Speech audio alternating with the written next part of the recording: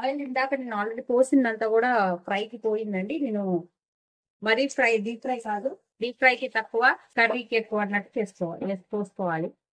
ఇది కంప్లీట్ గా మగ్గిపోవాలండి. మగ్గిపోతే జిగురంతా పోతుంది. ఇదిగోండి, ఇప్పుడు ఇట్లా ఒక జార్ తీసుకోవాలి. జార్ లో ఇందాక మనం వేయించుకున్న ఇంగ్రీడియంట్స్ అన్ని కూడా వేసుకోవాలండి. అన్ని దీంట్లో వేసేసుకుందామండి. ఒక 10 మిరియాలు వేసుకుంటున్నాను. ఇప్పుడు దీన్ని గ్రైండ్ చేసుకుందామండి. ఇప్పుడు ఒక 5 వెల్లుల్లి రెమ్మలు వేస్తున్నా. ఇదిగోండి చూడండి, మొత్తం కూడా ఇలా పౌడర్ గ్రైండ్ చేసుకొని ఉంచుకోవాలి, పక్కన పెట్టుకుందాం. ఇదిగోండి, ఇప్పుడు చూడండి ఇట్లా వేగిపోయినాయి కదా. మనం ఫస్ట్ మనము పట్టుకున్నాం కదండి ఈ పౌడర్ వేసుకోవాలి. మొత్తం పౌడర్ వేసుకుందాం. ఒకసారి కలుపుకుందామండి.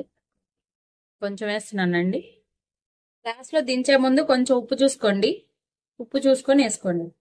ఇందాక నేను ఇలా వేయించుకున్నానండి. వేయించుకుని అన్ని వేసేసుకున్నాం.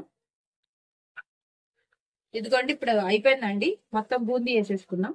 ఇప్పుడు రెడీ అయిపోయిందండి. మొత్తం కూడా మనం ఒక బౌల్లోకి తీసుకుందాం అండి. పెళ్లి భోజనాల్లో వడ్డించే బెండి ఫ్రై రెడీ అయిపోయింది. ఈ వీడియో కనుక మీకు నచ్చినట్టయితే ప్లీజ్ లైక్ చేసి, షేర్ చేసి, సబ్స్క్రైబ్ చేసుకోండి. Thank you for watching Sravya's recipes.